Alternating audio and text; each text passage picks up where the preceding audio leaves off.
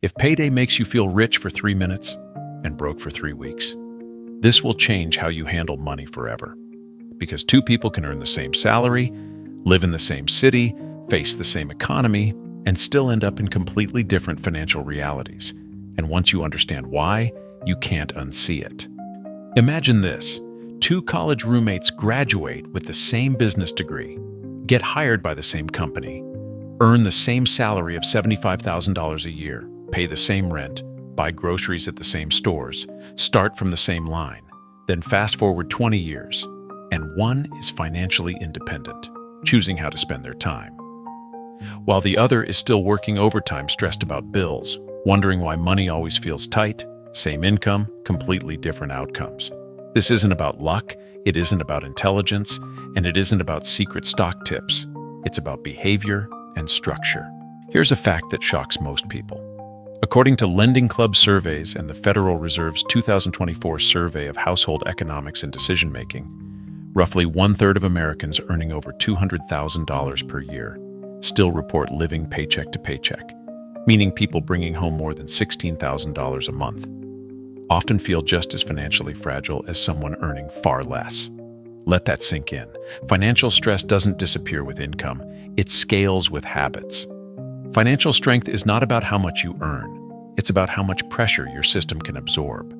If you mismanage money at $50,000, you usually mismanage it at $200,000, just with bigger numbers. Higher income often creates a dangerous illusion of safety. People feel protected, so they stop paying attention, and that's where the gap begins. Now pause for a second and ask yourself this honestly. If your income stopped tomorrow, how long could you survive without panic, without borrowing, without selling something important? That answer tells you more about your financial health than your salary ever will. Now let's talk about the first silent wealth killer: lifestyle inflation. You get a raise, suddenly your apartment gets nicer, your car gets newer, your subscriptions quietly multiply, your vacations upgrade. Within months, the extra income disappears and you're back at zero with higher bills. Behavioral economists call this hedonic adaptation. Humans rapidly adjust to better living standards. What felt luxurious becomes normal. What felt normal becomes uncomfortable, so spending keeps climbing, while satisfaction does not. It's like running on a treadmill that keeps speeding up. You work harder, earn more, but stay financially stuck.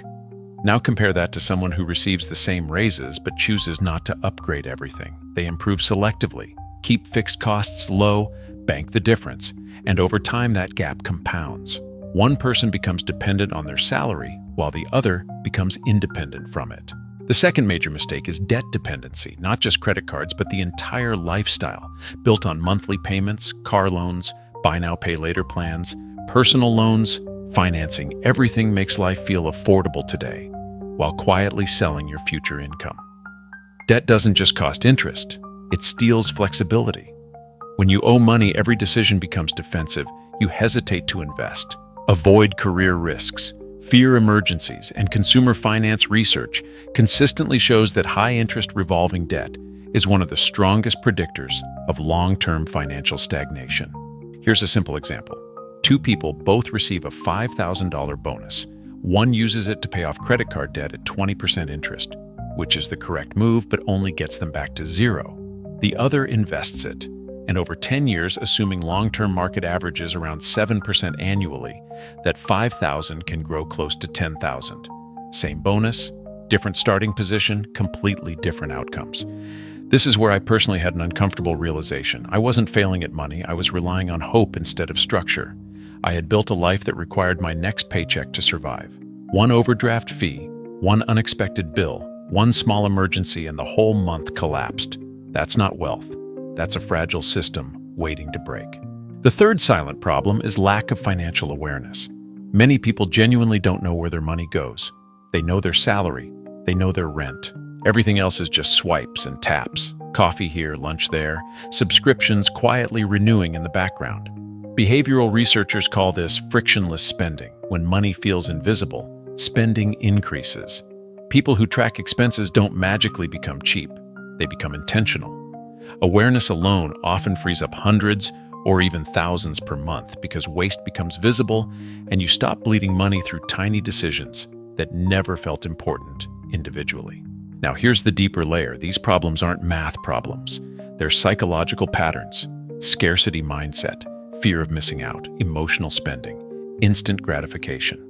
When someone believes money is temporary and fragile, they rush to spend it. When someone believes money can be controlled and grown, they slow down and plan.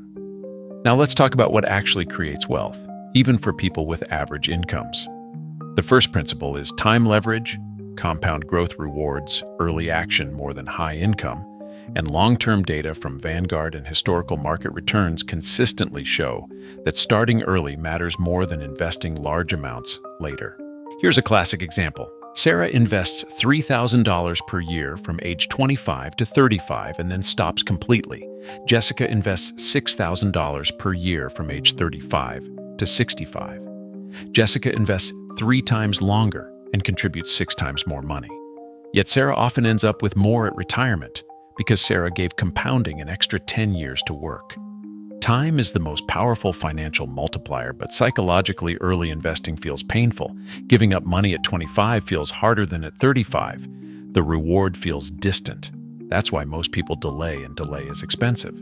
The second habit is paying yourself first. Most people save what's left after spending. Wealth builders reverse the order. The moment income arrives, they move a portion into savings and investments automatically, and what remains becomes the spending limit. This removes willpower from the equation, and behavioral studies on retirement plans consistently show that automation dramatically increases long-term saving consistency. If you earn $5,000 per month and immediately move $1,000 to long-term savings, your lifestyle adapts to $4,000, and you stop accidentally spending your future. The third habit is asset-first thinking. Assets put money in your pocket or grow in value over time, while liabilities pull money out over time. Wealth builders evaluate purchases differently. Consider transportation. One person buys a $40,000 new car with payments, another buys a reliable used car for $10,000 and invests the payment difference. After 7 years, the first owns a depreciated vehicle, while the second owns investments that continue compounding. Same mobility, completely different financial trajectory. The same logic applies to housing choices, gadgets, furniture, even education decisions. And this creates what economists call a positive feedback loop, where assets generate returns. Returns buy more assets. The cycle accelerates slowly at first and then faster over time, which is why wealth often looks invisible early and obvious later. Now here's something important. This is not about becoming extreme. It's about alignment. You don't need to live like a monk. You need to spend in ways that serve your future instead of your impulses. The biggest shift is identity. Broke thinking asks, what can I afford right now? Wealth thinking asks, what does my future self need? One mindset consumes, the other compounds. And this brings us back to the opening story. 2 roommates, same income, different outcomes. The one who becomes financially free didn't get lucky. They avoided lifestyle inflation, controlled debt, tracked money, invested early, automated saving, prioritized assets, and gave time permission to work. Financial security is not about how much you earn, it's about how much pressure your system can absorb. Emergencies, job loss, market downturns, life surprises. And according to the Federal Reserve's 2024 Household Finance Report, over 1/3 of adults still struggle to cover a $400 emergency without borrowing. That's not an income problem. That's a structure problem. When you build margin into your finances, stress decreases and options increase. I remember the first month I truly paid myself first. My account balance looked smaller, my lifestyle felt tighter, but for the first time, my future finally felt bigger. And that's when I realized real wealth isn't loud, it's quiet. It doesn't show up in purchases, it shows up in peace. So if you want one takeaway from this, it's this. Stop measuring success by income alone.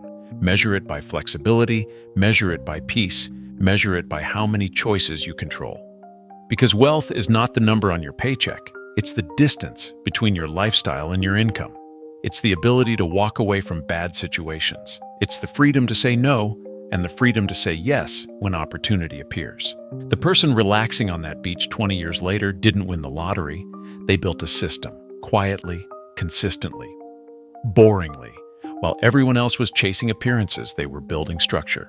And here's the part most people miss. Your next paycheck will arrive whether you're ready or not. So decide now which version of you is getting paid, the impulsive version or the intentional one. You don't need a higher salary to start. You need awareness, you need automation, you need patience, and you need to stop confusing motion with progress. If this changed how you see money, comment frog. If you're eating it on your next payday and comment system. If you're done living paycheck to paycheck, subscribe if you want calm, honest money education without hype, because chasing status keeps you busy, but building structure sets you free. Thanks for watching.